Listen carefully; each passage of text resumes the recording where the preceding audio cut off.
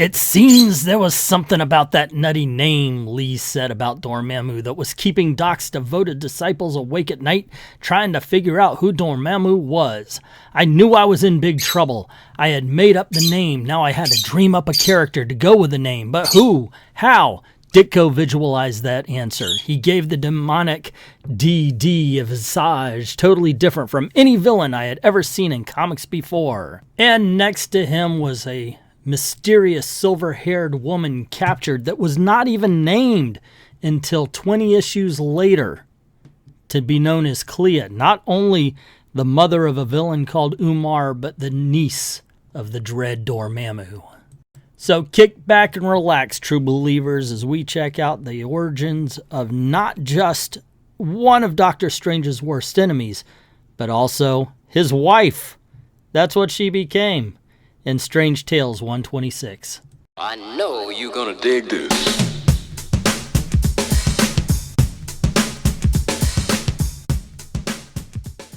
Well, we got Dormammu on the cover, kind of. He's on that little bottom box.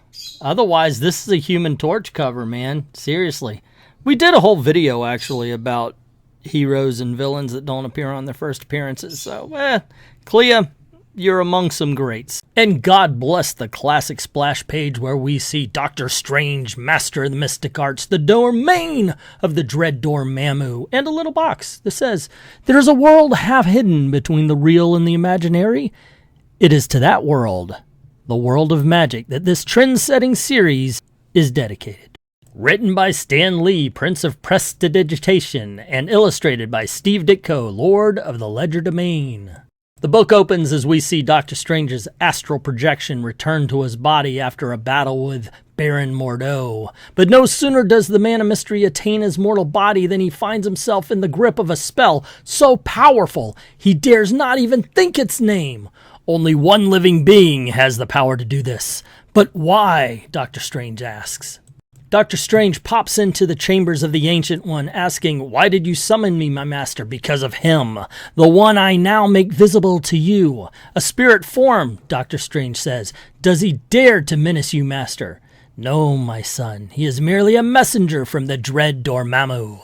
I know I'm a well-actually person on this one, but you gotta think that if he's just randomly pulling Doctor Strange halfway across the world no matter what because he's got a little bug up his ass, at least once Doctor Strange has been sitting on his mystical throne reading the Darkhold, only to have him leaving a poop trail all the way through whatever teleportation mystical realm they're going through. So the Ancient One informs Doctor Strange that Dormammu has plans to go from his dark realm into the realm of men, and this must never be. His powers are too great, his ways are too alien. Humanity must never be threatened by such a menace. Yet, I am too aged, too weary to stop him.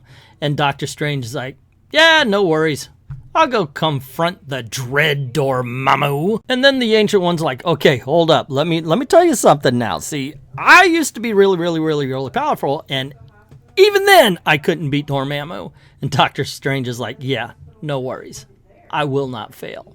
Too much is at stake." Anyone else getting the idea that maybe the Ancient One is setting Doctor Strange up? It's like, he's gonna get his ass kicked. But the Ancient One sends Doctor Strange on his way. "So be it then. By the shades of Seraphim, in the name of all-seeing Agamotto, I dispatch thee to the domain of the dread Dormammu." And Doctor Strange's like, "Yo, it's done. There can be no turning back. I am committed to the battle of my life." Dude, you're about to meet the woman you're going to marry. There's going to be a lot more battles rougher than this. Bum bum ba-dum bum. Hey! Slowly the mists begin to clear as a strange, startling world takes form, a world in which the impossible is believable and the incredible is commonplace. The world of the dark domain, the world of the dread Dormammu. And we see Doctor Strange floating through a mist. The journey is over, but judging by the unspeakable menace I see before me, the battle has just begun. A creature looms over Doctor Strange. A beam shoots down towards him. "May the 7 rings of Ragnar protect me. I'm bathed in the glow of a mystic ray. My brain is on fire. It is a test of will, and mine must prevail." I'm not gonna lie, I like the art so far. I like the tree thing that kind of reaches up. It looks like a hand as Doctor Strange was going through the circle of smoke and such. And the design of the creature itself, I think, was that 3 arms? I mean, there's no discernible, like, humanistic features we could just place on this person, things that we think things might be. They're very imaginative. I love this art so far. I mean, it's Steve Ditko. So Doctor Strange wins the Battle of the Wills, and he continues his journey, and I want to just look at these panels. They're awesome. This is so much more imaginative than what we get today because too many people are trying to ground it in reality. No, it's a comic book. Go for freaking broke. And here we go, ladies and gentlemen, the very first appearance of the dread Dormammu, as we see one of his lackeys saying, "Behold, master, one comes. How can this be? It is not the Ancient One. It is merely his disciple. Vanquishing so weak a foe shall give me small satisfaction." Dormammu steps up. "There can be but one answer. The Ancient One knows I cannot be stopped, so he dares not come himself. The die is cast, and Earth shall soon be mine." You know, a lot of characters go through a lot of changes and everything, but I got to tell you, I've never read this book before. So to see a blue head in the shape, I swear to gosh, in the right panel there, he kind of looks like the silhouette of Admiral Akbar. So one of the lackeys goes, "Hey, Dormammu, what if this guy has the stuff?" And Dormammu's like, "No, such insolence must not go unpunished." And the dude begs for mercy, but Dormammu says, "What do I know of mercy? You shall remain thus imprisoned by the crimson bands of Sidorak till it pleases me to release you." Okay, kids, here's the thing. Is it Sidorak or Sitorak? How do you pronounce it? Let me know in the comments below. Meantime, Doctor Strange faces his next challenge, a midget. Yeah, I swear to God, that's the line. It's right there. You can see it. A midget. He appears to be devoid of power, and yet I must be on my guard. I'll hold him at bay with a mild spell, and then wait, he's growing before my eyes. Doctor Strange notices that this creature feeds on magical spells, so instead of backing off, now I must use the strongest spell of all. It worked. Praise the omnipotent Ashtur. It was he who warned me of those who feed on other spells. And ladies and gentlemen, may I announce the first appearance of Clea Strange. So that is the human creature who dares defy Dormammu, she says to herself. I have heard Father speak of an Ancient One who battled Dormammu long ago. It cannot be the same one, for he is young and fair to behold. She continues thinking, but alas, he has been seized by the dwellers below. I'm being drawn down into this two-dimensional object as though some sort of life exists below it, Doctor Strange says, as he's sucked into what looks like a magic carpet.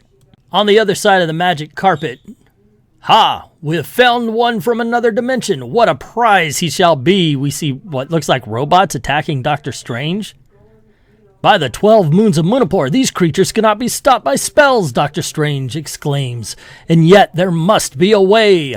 Doctor Strange opens his amulet. Dwellers in the realm of the darkness cannot resist its gleaming, glistening beacon.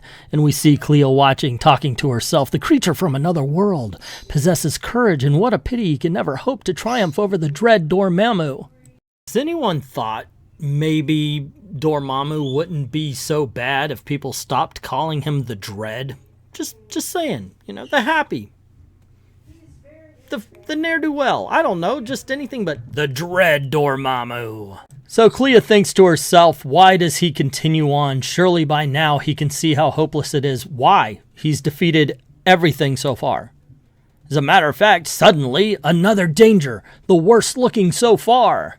Doctor Strange easily waves away the character he just said, "Oh, that looks like the worst one ever." It's one panel. And another one shows up. As a matter of fact, he says that. Another one. I've no way of knowing how many more will follow.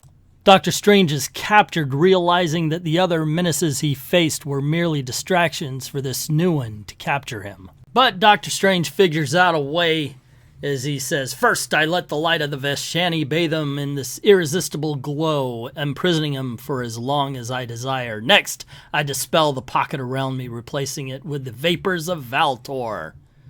Does that mean farts? I think that means farts.